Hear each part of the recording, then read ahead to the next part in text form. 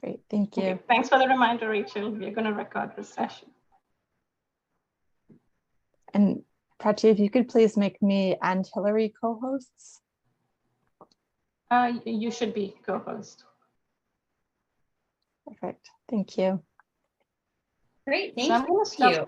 sharing. I'll take it for the share and we can go from there.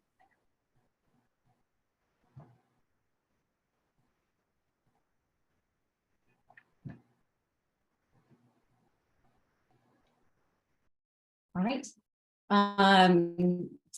Hopefully everyone can see my screen. Thank you so much for that introduction. I'm really excited to be with you today and speak with you about user research and how it can be utilized to build more accessible products. Before we begin in earnest, I'm going to get some help from the team here to get a better understanding of who's joining the conversation today. So in a moment, you're going to get a quick poll that's going to ask you about your level of experience with user research. The options will be I'm trained, or I am, or I'm trained as a user researcher. I'm not a user researcher, but I have prior experience with user research. I do not have prior experience with user research. And because we can't always think of all the possibilities, there is an other category. So please take a moment to fill that out and you can get a sense of who's here with us.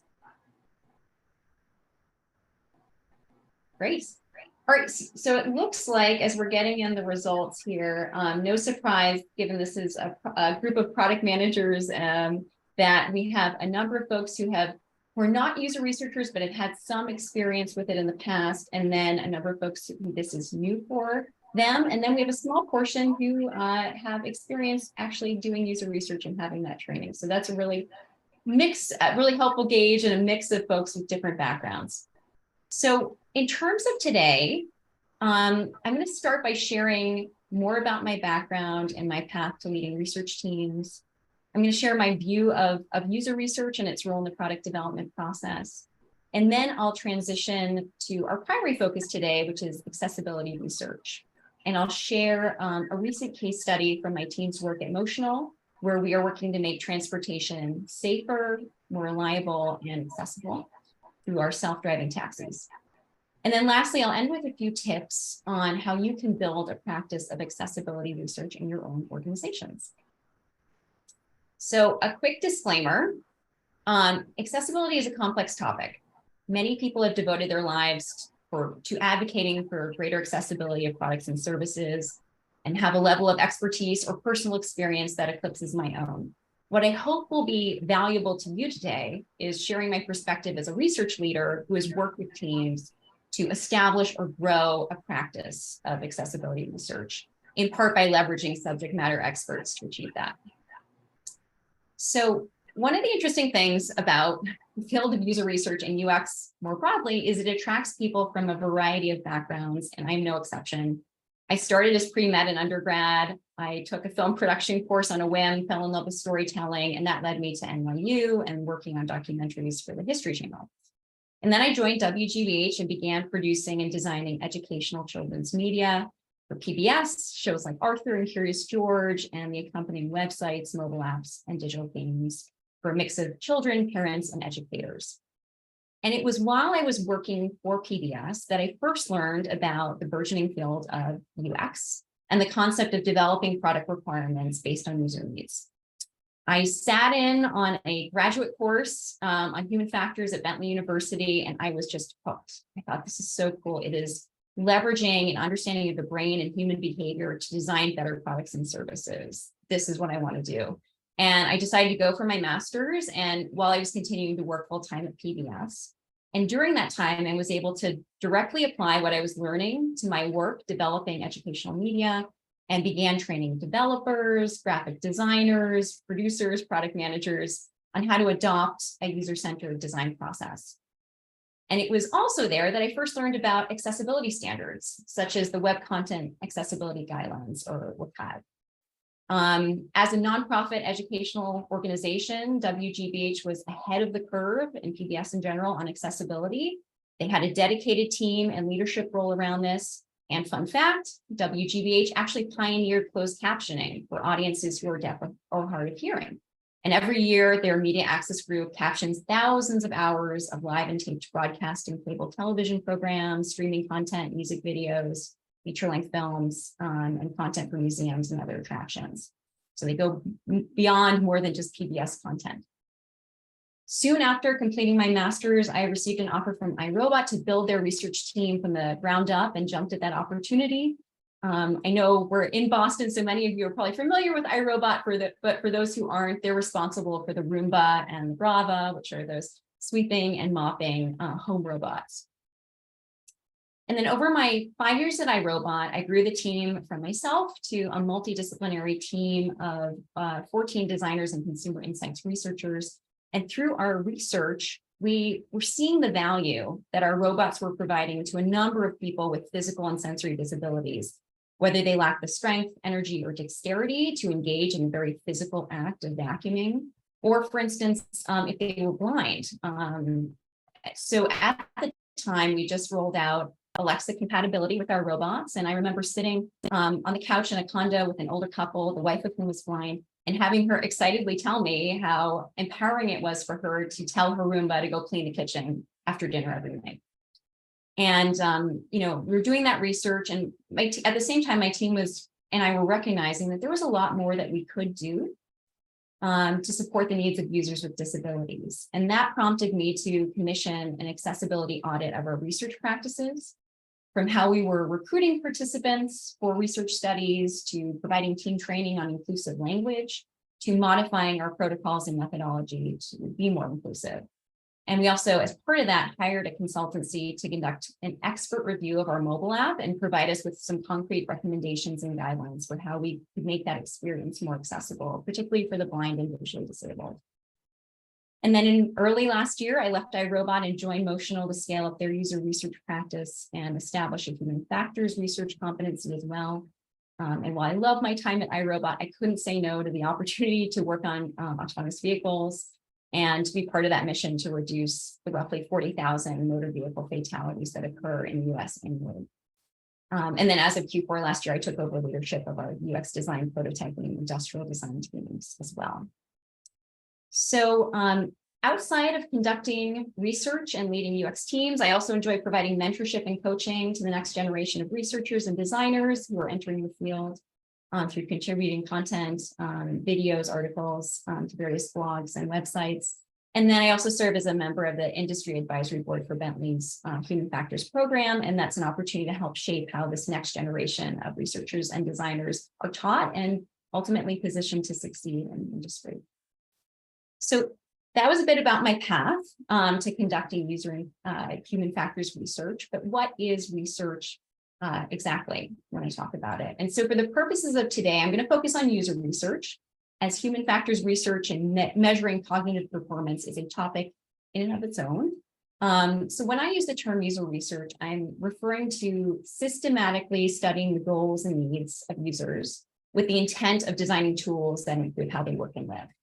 And I'm sure this group is familiar with this phrase, but our goal as researchers is to help teams build the right thing right. And the benefit of conducting this type of research is that it enables you to build better experiences faster and reduce the rework and risk that occurs when you build products based on unvalidated assumptions. I think there's a common misconception that user research slows you down, but when it's deployed effectively, it accelerates your process to delivering a product that not only technically is functional, but will be embraced and adopted by your target users. To drive this home, just a few data points to consider when investing in UX research and design. A Forrester research study found that every dollar invested in UX on average brings $100 in return. A study by the Interaction Design Foundation found that organizations who invest in UX during the concept phase, as opposed to after deployment, reduce product development cycles by 33 to 50%. And then McKinsey did a study. They have a measure, an index of basically design maturity. And they found that those who ranked in the top quartile there had 32% higher revenue growth and 56% higher total returns to shareholders across a 5-year period compared to their peers.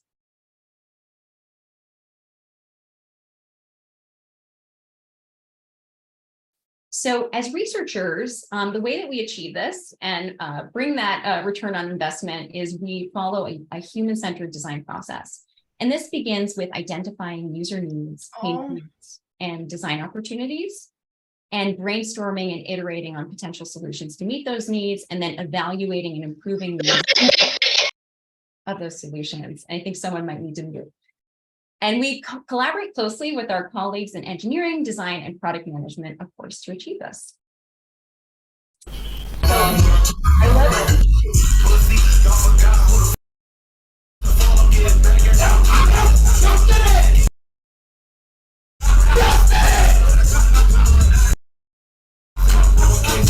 Sounds like we have someone. Yeah, joining the chat. Okay, all right. Brief distraction. So anyway, I love this framework from an agency called Twig and Fish that basically explains the different types of research we conduct. So it starts with discoveries. This is looking very broadly at what are opportunities, design opportunities that we have as an organization. Then you start to get more specific. So an example of that would be, what does it mean for transportation to be accessible? How do we answer that question? The next phase of research is exploratory. So this is really getting a little more specific on a context and focusing on a specific reality or identifying user needs and pain points in a specific context. So an example of this, bringing forward that concept of accessibility research would be, what challenges do passengers in wheelchairs face when using ride shares? So getting a little more specific. Then we move over into the solution space. So definition research is where you're leveraging that understanding of user needs that you've previously identified, and you're exploring high-level concepts and ways to address those needs. This could be anything from sketches, storyboards, really high-level concepts. And then, and so an example of that with definition research would be, what are the different ways we could create a better ride-hailing experience for passengers in wheelchairs? And then lastly, validation research. This is where people typically tend to go when they think of research. This is where usability testing, for instance, fits in. So this involves basically assessing how effective your solution is. And this could include a mix of methods, which I'll talk about in a moment. So the example here, how does the new ride-hailing experience impact usability for passengers in wheelchairs? So we've landed and converged on a solution. How well is it delivering on those goals that you've set for the product? And ideally, you are moving from this phase where you're going from discovery to exploratory to definition and to validation. And the left side is really about the problem space. You're learning about people, and the right side is really about the solution space where you're learning about the product you're executing.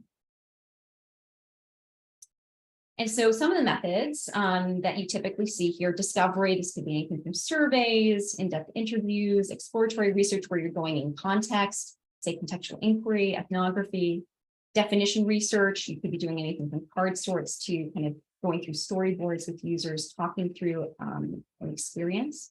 And then validation research, which includes traditional methods like usability testing and A/B testing. So now I want to shift and talk more about our work at Motional. And as I mentioned, our mission is to make driving safe, accessible, and affordable. And one of our company values is to build for everyone. So an important part of building for everyone is practicing inclusive design. So that refers to the practice of understanding and supporting the needs of people of all backgrounds and abilities when designing products and services. This includes race, age, socioeconomic background, geographic location, language, and the focus of my talk today, accessibility. So for people with disabilities, AVs hold tremendous promise, and they offer the potential of greater independence and freedom. Here are a few sound bites from our research. I would love to have a self-driving car, as my legs don't work, so that would be ideal for me, 110%. Being reminded that I am not independent, that I always have to have someone with me or someone do the driving because of my condition. I say self-driving cars would be a godsend for someone like me.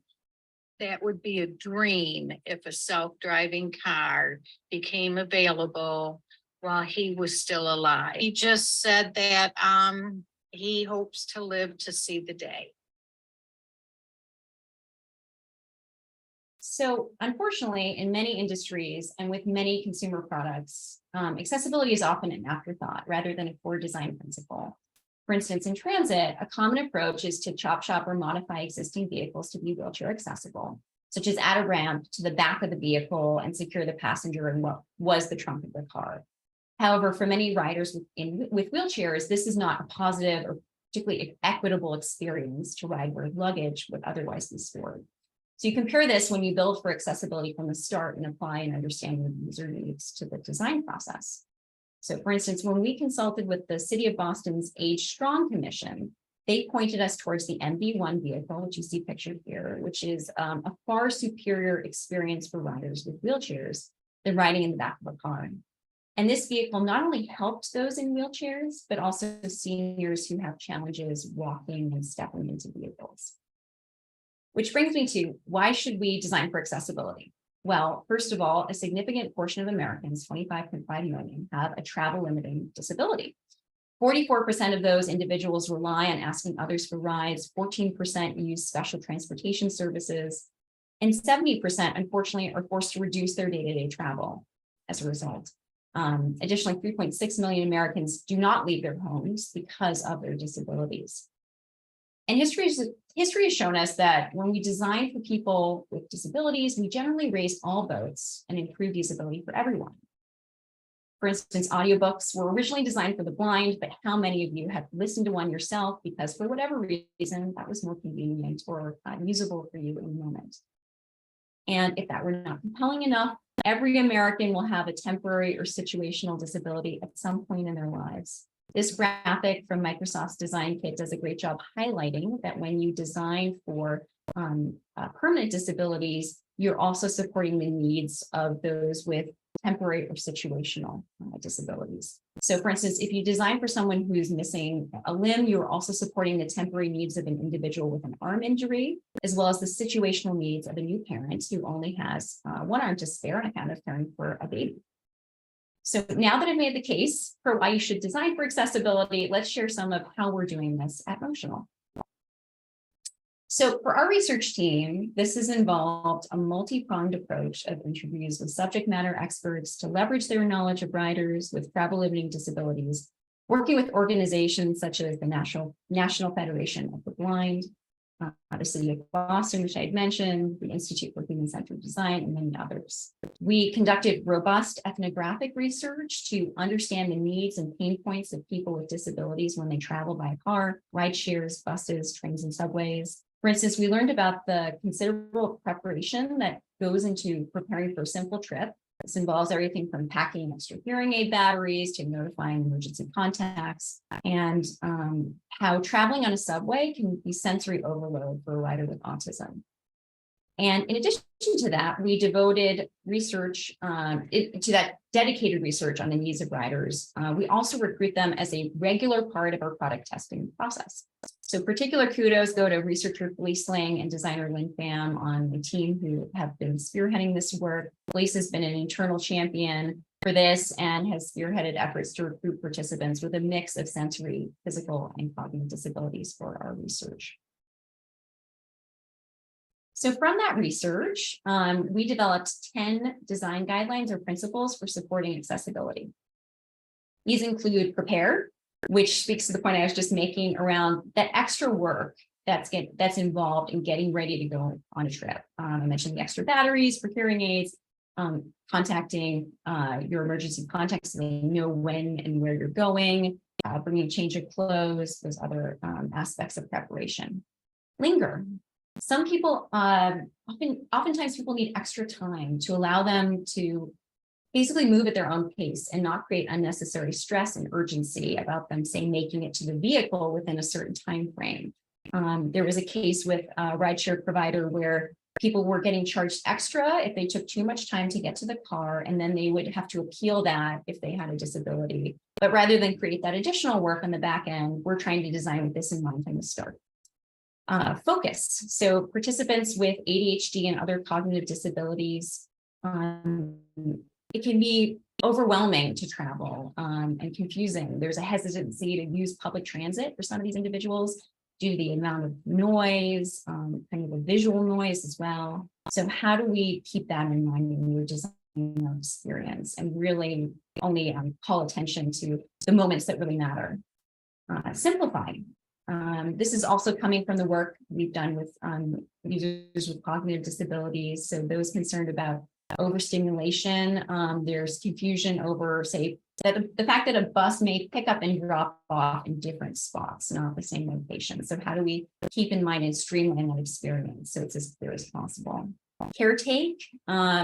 In many cases, users with disabilities may have a caretaker who's an important part of their lives, someone who may need to physically buckle them into the car because of their lack of dexterity. How do we think about these individuals, the role they play, and how do we support them and enable them to offload some of those responsibilities onto the autonomous vehicle? So that is one of the factors that we're keeping in mind as we design. Multimodal. So this is thinking about people with sensory disabilities and ensuring that we're not relying on any one modality to communicate critical information. One interesting insight we had a participant who was blind and he would set a radio at his doorway. And when he'd go out to deliver the trash to the end of the street, he would use the sound of the radio in combination with the feeling of the border between the pavement and the grass to make his way to and from the trash at the end of the street. Another common example, fire alarms. You don't just hear the alarm, there's a flashing light. So when there's critical safety information, how do we ensure that, again, we have multiple ways that we're communicating that? Integrate. So people who are hard of hearing have hearing aids, being able to use that easily and connect with things in the car is helpful. There's a lot of personalization that happens around people's accessibility aids. How do we leverage that and not have to create the infrastructure from scratch? Reach. So for instance, we had a participant with dwarfism. They needed a footstool to get into the car. And then when she was seated, her feet didn't reach the ground. So how do we think about this context and how do riders interact with, say, doors? How do we make them easier to open and close and work around that? Space. There are often wheelchairs, canes, service dogs. How do we account for these support tools in our vehicles and ensure that there's sufficient space to maneuver around and be comfortable? And then lastly, stabilize. So this is thinking about things like comfort and how the design of our seats and suspension can basically try and minimize the unnecessary bumps of riding in the car. This could be quite uncomfortable and tiring for some riders with certain disabilities. For instance, if we have arthritis or we had a user that has a condition where their joints are disconnected, Ehlers-Danlos syndrome. So how do we think about that and really try and create as comfortable an experience as possible? So here's a quick video clip that illustrates the need for design for stability.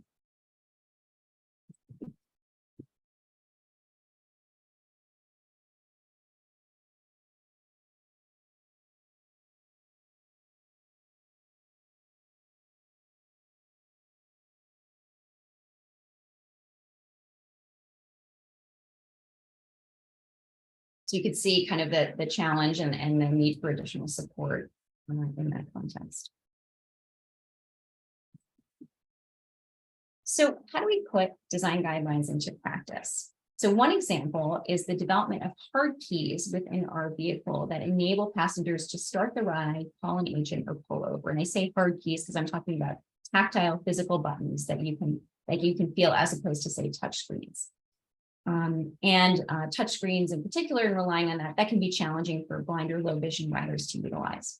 So instead of our hard keys being positioned out of the way near the ceiling, similar to what we'd seen with our competitors, we wanted to make sure that these were within reach, again, one of our design principles, so they could be used by riders more easily. You'll also notice as I head to this next slide here that we don't use Braille. Many companies will kind of slap Braille onto a product and call it accessible for the blind, when that's really not the case. In fact, the National Federation for the Blind estimated back in 2012 that only 1 in 10 people who are blind can read Braille. I'm sure that number has gone down based on the trends around the proliferation of smartphone technology and the like. And it's also important to keep in mind that disabilities aren't black and white, and that people who are legally blind can use magnification technology and other visual tools. And there are differences in experiences between people who are born blind and those who become blind later in life. So putting Braille on top of labels, in fact, makes those labels difficult to read for those with low vision. So we went through multiple rounds of testing before landing on this design. The testing in iconography and labels was assessed through a survey of the general population on how well they were able to communicate intent. We did low fidelity testing with blind participants with 3D printed buttons and accompanied by audio instructions. We then did high fidelity testing with all participants, both sighted and blind, with 3D buttons mounted in context of the vehicle along with the audio instructions. And we found that these buttons aren't just a benefit for blind or low vision riders. Our sighted study participants have found this to be helpful as well. They're easy to understand, they're easy to press, and they're an option that's often more reliable than soft keys alone. So I have a short clip of a blind participant interacting with our hard key design for the first time. As you'll see, and you saw in the last clip, we've just blurred participant faces for privacy reasons. Okay. Is there safety belts? Informational. Your drop off is South Station. As this is your first ride, let's go through a short introduction. There are 3 physical buttons below the display in front of you. To start the ride, press the left button with the raised triangle. To talk to a live agent, press the middle button with the raised circle. To request to pull over, press the right button with the raised square. Press the start ride button to begin the trip.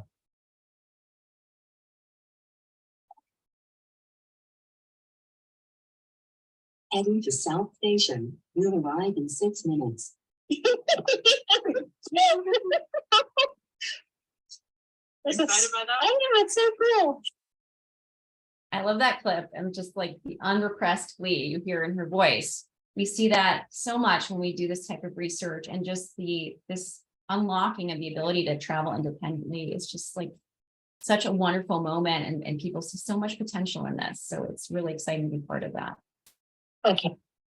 So what's next for us? So we're continuing to strive to incorporate a higher percentage of research participants with travel limiting disabilities into our work. In 2021, we had 14% of our total research participants in our qualitative work who had a travel limiting disability. We increased that to 21% in 2022 and hoping to edge that up again this year. Additionally, we're focused on thinking about our next gen vehicles and how we're going to better design for accessibility moving forward. One quick note I do want to make is compliance with guidelines such as WCAG, which I mentioned earlier, around web accessibility, ADA compliance, and other guidelines does not necessarily mean your product is usable by users with disabilities. So I highly encourage you to set a higher bar for your organizations and begin to build a practice around this. So how do you begin to build a practice? I know it can seem daunting. So I just going to summarize a few ways to get started. So one, find the people in your organization who have an interest in this or even a passion in this. This could involve an executive sponsor, or in the case of Motional, our efforts were spearheaded initially by a researcher on my team who had a passion for this and took the initiative to get it off the ground. Find those individuals who can support you, who are subject matter experts. I've listed a few good resources here that I've worked with in the past, but this is not all on you. There are people that are able to support you and are excited to help improve accessibility in this space. As I mentioned, when I was at iRobot, and we're in the process of, we've done this at Motional as well, is basically audit your practices. So for instance, are you actively recruiting participants with disabilities? Is your process accessible, such as the recruitment screeners you use? Are they screen reader friendly? For instance, is the location of your study accessible? Do you use inclusive language? Are there any ways that you are basically excluding people from your research unconsciously? Right.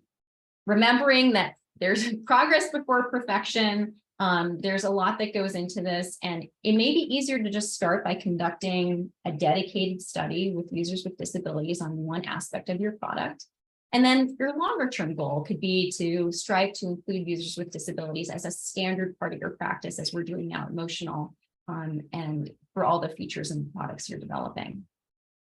And then lastly, many of us are working in the world of budget constraints. So think about internal employees or ERGs that might be able to serve as proxies for users, who might be helpful as a means to recruit friends and family to participate in the product development process at your companies. These are all great ways to start. And again, progress before perfection, just starting to enter this space, you'll start to feel more comfortable. And there are a lot of great resources out there beyond what I've listed today. So thank you. I'm going to pause there. I hope I was able to give you some insight into how we're utilizing user research to make our products more accessible.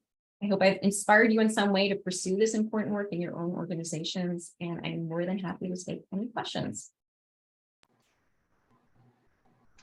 Thank you so much, Vanessa. This was really insightful. As a product manager, when I'm designing products, there are a lot of aspects about we follow compliance, but not always usability. So this was really insightful, and thanks for sharing your insights with us. Of course, happy to. I encourage everyone to ask your questions in the chat. I can read them out. The first question here is from Katie. Curious to hear official and unofficial perspective on why UXR has been seemingly disproportionately impacted by recent layoffs. That's yeah, internal org disconnect of value of UXR or too fast of growth for these teams and orgs. I think it's a combination, if I heard that right, I think it's a combination of both of those factors. I think with COVID, there was a rush to hire and build up teams for a variety of different reasons, in combination with this perennial challenge we've been facing about how to better articulate our value. And I think it is the exception and not the rule that say your finance team understands the value that you're providing as a UX researcher. Which is really important to cultivate those relationships. The head of HR, do they understand your function when they're looking across the organization and making these restructuring decisions? Can they articulate what your team does and how you've impacted the business? So I think that's a key part of it, and probably the majority of it is related to that. But I think there are also, economic conditions and pressures that led to certain companies maybe doing a hiring spree and growing faster than they could actually support. So yes, I think it's both of those things. Thank you. The next one is from Arslan. His question is, what are some effective approaches to selecting the research subjects to obtain robust sample size and insights in cases where we aren't able to gain a large enough group of volunteers to participate in our research? Okay. So if I'm understanding this correctly, you're asking about situations where it's hard to get a large sample size and then kind of understanding what's good enough. Is that the question? Hi, Vanessa. Yes, that's it. So I struggle with trying to identify the right participants in the research to gain insights to base our product decisions off of. Typically, what we struggle with is we're provided a list of super users. So our clients are internal to the company, for some context. And when we ask for basically participants in our research, we're provided a list of super users and folks who are familiar with the product and or the process.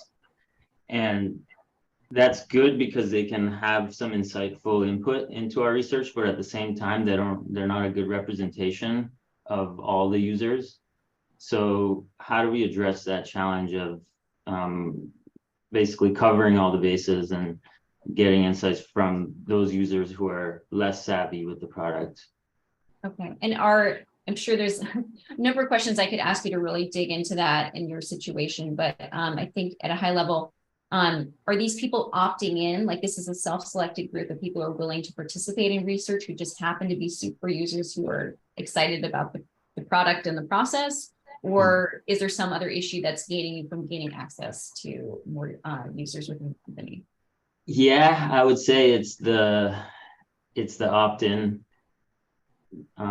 concept. So there's, let's say we have a large group of users. Not all are really available for us to participate, or for them to participate in our research. So Yeah. we have to kind of work with what we have, which is the group of super users. Okay, so a few thoughts. I mean, super users can be very helpful in certain contexts and give you insight into, some capabilities you might want to build.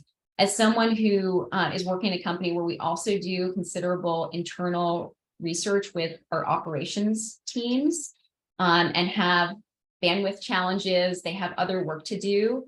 I think the approach that we've taken that might be helpful for you is, one, really building connections with the managers and leaders of those operational teams that you're trying to access, understanding their schedules, their pressure points, building one-on-one relationships with specific individuals in those teams, and basically leveraging other methods beyond, like, if they can't, say, commit to a 1-hour interview or usability test, can you go and sit in their space and observe what they're doing and how they're interacting with the product? I don't have a lot of context, but the product that you have internally. Are there other lightweight ways that you can create a sustainable practice? For instance, maybe you share the load of getting feedback through setting up some sort of cadence, maybe like a 25-minute checkpoint with a different member of that team, once a week.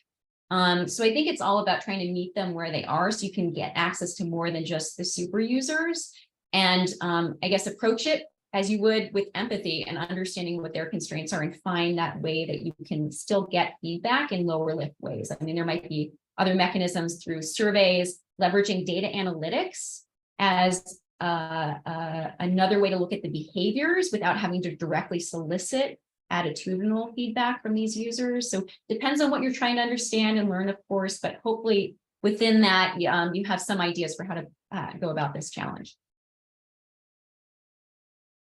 That's helpful. Thank you. Thank you. And so the next question is from Hillary. So Hillary, if you can come off mute. Sure thing. And sorry, I have to be off camera today, but hi, Vanessa, thank you so much for being here. So I had a couple of questions, maybe both somewhat related, so I'll just ask them both if that's okay. One was around, for product managers or PMMs, product marketing managers, who maybe don't have a dedicated research team to work with and partner with. Is there any advice you would kind of share for how to keep some of these principles in mind and do a good job at this? And then the second question, maybe related, is just if there's any resources or organizations you'd recommend we look into. So one example being, I know Jared and I, when we were at Cengage, we worked with Perkins School for the Blind, their accessibility team, which was great, and kind of giving, and I saw that on your list on the slide, but they were great at doing audits for us and also kind of giving us best practice advice. So just curious if you have thoughts on those. Yeah, so I'll start with the first one around if you don't have a dedicated user research team. The nice thing is that this industry and the resources around it has grown significantly. There's a lot of great tools. Learners has an app where it's basically user researchers giving it's like TikTok for researchers.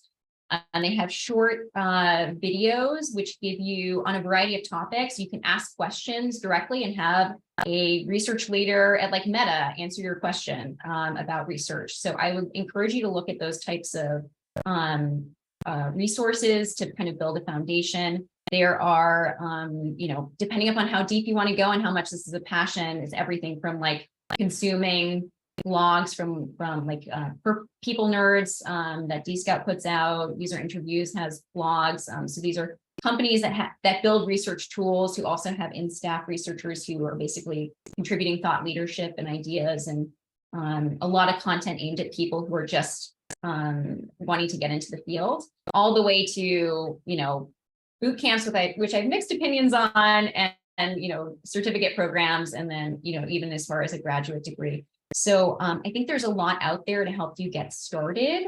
And even thinking about having someone come in and do a workshop, a researcher do a workshop and a training session. That was one of the things we did at iRobot, is we would have our research team internally, but you could bring someone in to do this, and there's certainly individuals, if you want to reach out to me afterward, I can put you in touch with, who will facilitate workshops and basically train up developers, engineers, designers, when you're in situations where you really have to democratize, maybe you don't have a team, or maybe your team is really constrained. How do you provide a pathway to beginning to engage in this space? We're not asking them to do complex studies, but even, how do you have a conversation, interview a user with asking non-biased, non-leading questions? We've done workshops around that. So I think there are some ways to kind of build out your own knowledge depending upon how deep you want to go. And again, happy to send you some specific resources on the types of people who could come in and maybe do a workshop for your team. I think, remind me if I think I started to address your second question. You mentioned did. access. Yeah, is there you anything did, else I for could talk to sure. on that point? I think that makes sense. Just the second question was just any resources or organizations you'd recommend. So I think we probably covered that, but thank you so much. That was really helpful. Absolutely. Thank you. Katie had a follow-up question. So Katie, if you would like to come off mute and ask your question.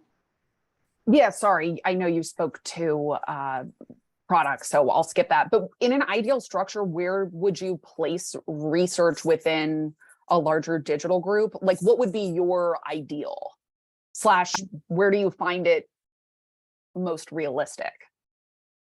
And when you say digital group, do you have any, when you put it in that framing, are you thinking about like software products? Or Yes. Yeah, I mean, this is a really interesting question. And like, of course, like the typical research response, it depends. It really does depend on the culture of the organization, Okay. which parts of the organization have influence. I've seen teams live very successfully under like a CMO. I've seen them live very naturally under a CPO. It's a lot of it is around like, are you going to get sponsorship? Do you have like a member of the executive team that's going to advocate for your team and group so that you can be effective and help unblock you and establish relationships? That is like the crux of it, really. And so whatever format works best, I've seen it work in a number of different ways. It'll be interesting to see how we evolve as a function in the industry. And you're starting to see like chief design officers. I even saw like a chief research officer. So, you're seeing like variations, head of insights, and that could encompass data science and user research. So things are evolving quite rapidly in that space. And I think it really comes down to the organization and what's going to be the right fit. Thank you. Thank you. The next question is Andrea, if you would like to come off mute.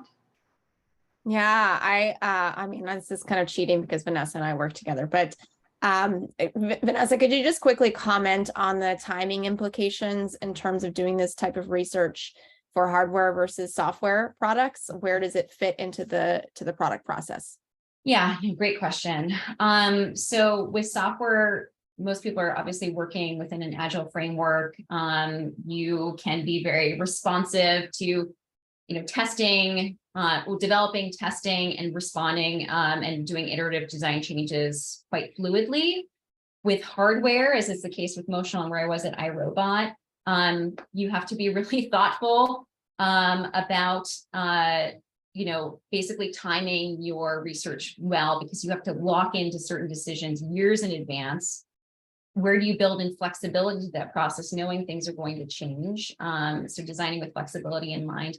The other place where this comes in to be important is like foundational research. Like, how do you ensure that when you're coming off of that last product, that you have archived or, basically preserve that data and that learning in a way that you're ready to go. You have your lessons learned, you're ready to go on that next product, and you have that foundation versus the project kicks off and you find out, you have 3 months to do all your discovery research and identify your user needs, and we're going to lock that in.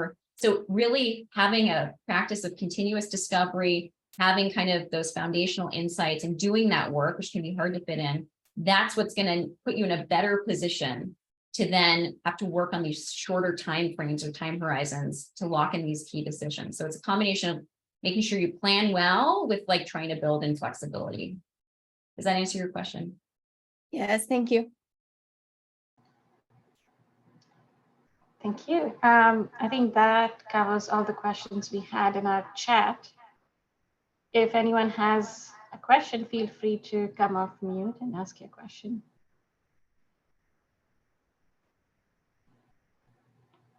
Do you find any consistent gaps in more junior UX researchers entering into the workforce? Do you find common friction points or common learnings that have to be had in order to make impact? And if so, what are they / how do you advise overcoming? Yeah, depending upon the program, theory and the ideal process does not marry what the experience is in industry. So that's always a learning curve of, oh, I don't have 3 months to run this study. I have 2 weeks. And so adapting your process, figuring out where you can, maybe cut corners isn't the right term, but where you can and should reduce rigor, or make compromises on sample size, et cetera, or data analysis time. That's part of it. The other significant one is you're going from a space where things are more concrete and structured for you and constrained, and you're coming to a space with high ambiguity. And that's where I see most often junior researchers struggle. And it's a learning curve of how you move forward when you don't have all the answers. The company doesn't have all the answers. You don't have that clear vision. Like, how do you move forward within that and develop some level of confidence as you go? So I think those are probably the two most significant ones I see with junior researchers. And that just comes with experience. Like, I expect that. And, if anything, and part of why I've enjoyed working with engaging with Bentley on their program is there's more of a practitioner focus and trying to get students out there doing projects for industry clients and getting exposure to what it actually will look like in practice. And then having those conversations in a supported academic context to kind of work through that. Yeah. Thank you.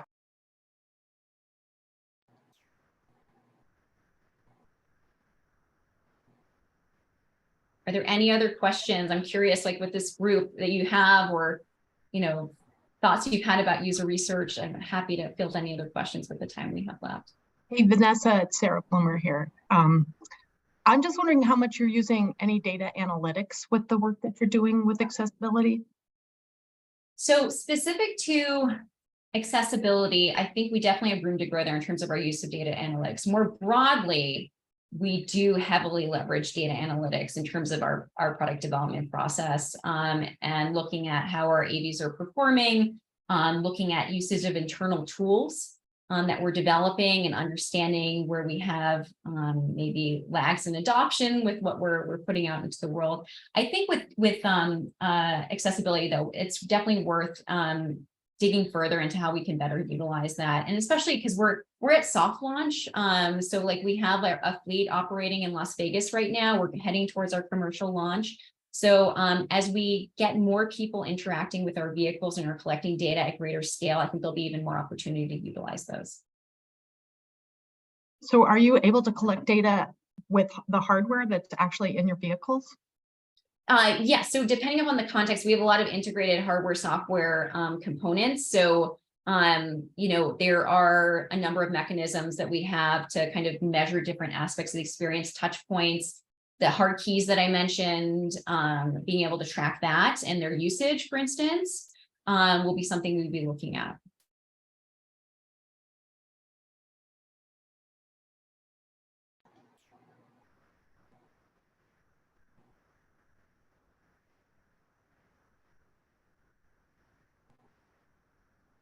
Okay, well, I'm happy to, you can find me on LinkedIn if you have any other questions. I'm more than happy to continue the conversation offline, or if you have any other questions, want more resources, I'm really happy to help there. And thank you so much again for the opportunity to come speak to this group. I really appreciate it. Thank you so much, Vanessa, and thank you for spending this time with us and sharing your insights. And thank you everyone who attended this session. Really appreciate you spending your lunch hour with us. Before we conclude this session, I've pasted a link to a survey about this event. So before you leave, please fill out that survey. But we look forward to meeting all of you in our next event. So Thank you, everyone, and thank you, Vanessa, again. Thank you, Vanessa. Thanks, everybody. Pleasure speaking. Thanks, with you. Vanessa. Have a great weekend, everyone. You too. You too.